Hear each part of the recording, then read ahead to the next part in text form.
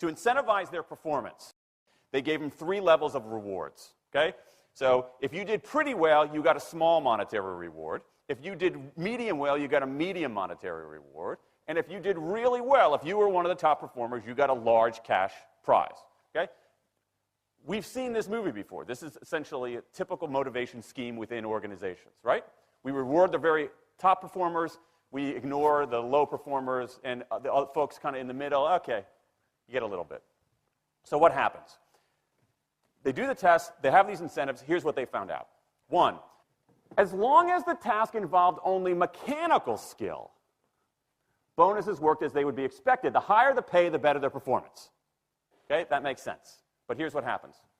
But once the task called for even rudimentary cognitive skill, a larger reward led to poorer performance.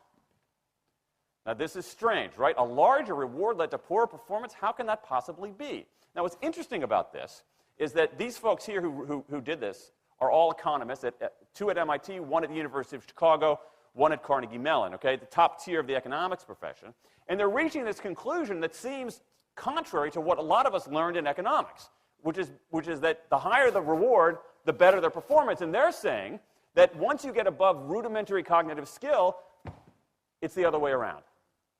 Which seems like this kind of, the idea that... This is one of the most robust findings in social science, and also one of the most ignored. I've spent the last couple of years looking at the science of human motivation, particularly the dynamics of extrinsic motivators and intrinsic motivators. And I'm telling you, it's not even close. If you look at the science, there is a mismatch between what science knows and what business does. And what's alarming here is that our business operating system, think of the set of assumptions and protocols beneath our businesses, how we motivate people, how we apply our human resources. It's built entirely around these extrinsic motivators, around carrots and sticks.